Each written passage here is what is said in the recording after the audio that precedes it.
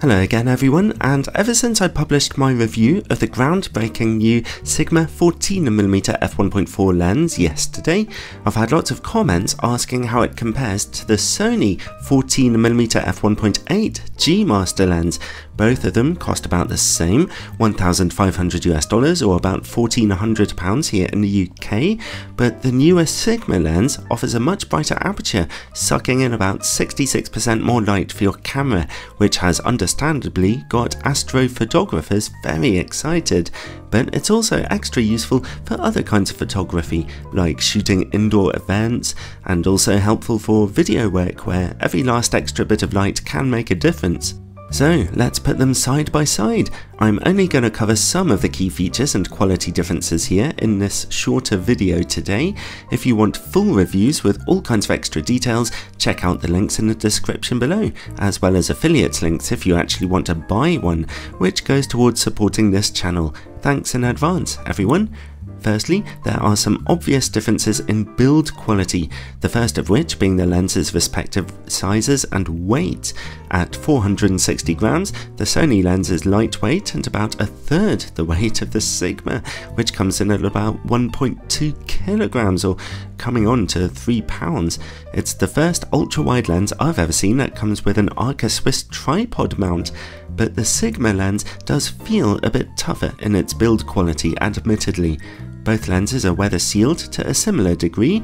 Neither lens can accept front filters, but both of them can accept rear gel filters, although the Sigma lens even allows you to store them in a special hidden compartment in its lens cap, a feature I've never seen before anywhere else.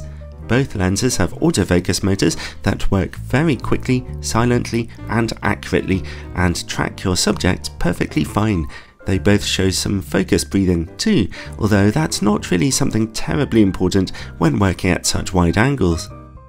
Both lenses have good controllability for video work, with nice aperture rings that can be set to turn smoothly or with clicks, but the Sigma lens has a couple of extra usability options. It has a switch to lock that aperture ring in or out of automatic mode, which is something I personally find quite useful, and it also has a manual focus lock switch, which could also be helpful for astrophotographers who want to lock their camera's focus to infinity when shooting out in the dark. Both lenses come with useful carry cases. The Sigma's is a bit bigger and better padded than the Sony's though. Neither lens has image stabilization. Overall, in terms of build quality, the Sigma lens is pretty monstrous in comparison to the Sony, but also feels a bit tougher. They both work excellently, but the Sigma lens does have one or two extra little features that can make themselves useful. Let's take a look at image quality then.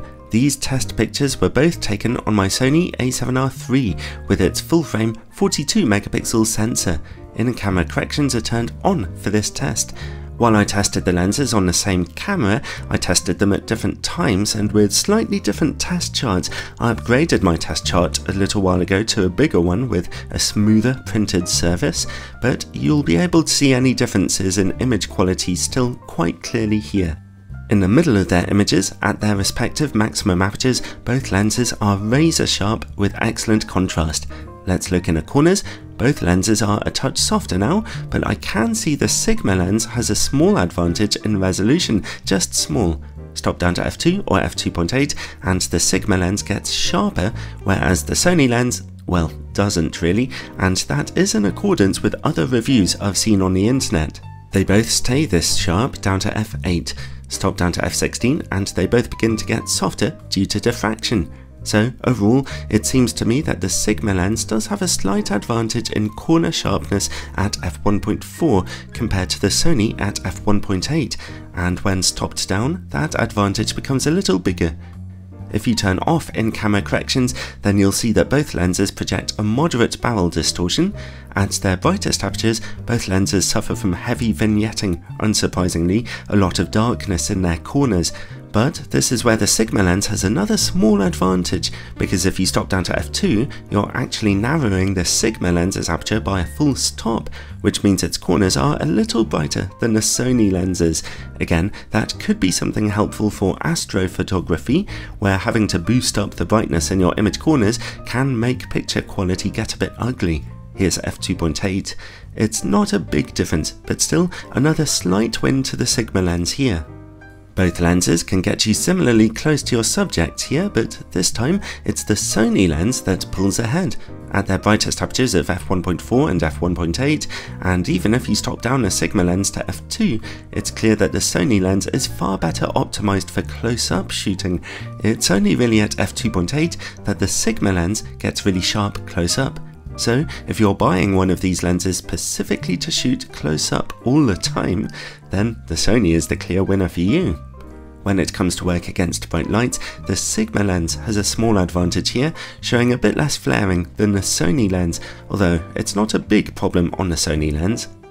When it comes to correcting coma issues, which is essential for astrophotography, both lenses perform very similarly well, showing almost no coma smearing at their brightest apertures and stop them down to f2 for anything that was there to be gone.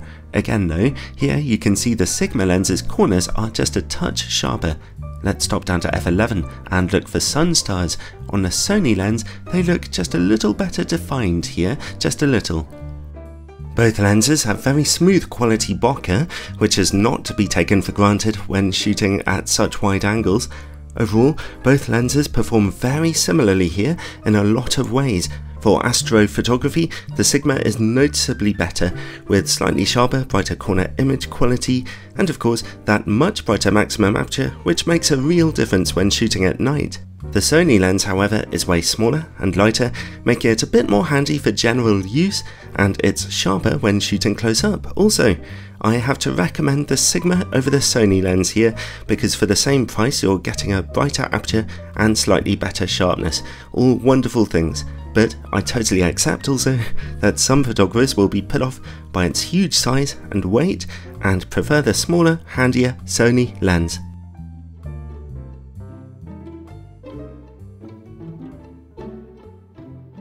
Thanks for watching everyone. Check out my Patreon page in the description below, where supporters get all kinds of exclusive bonus content just for them that I really enjoy putting together. Happy shooting, all you night owls out there.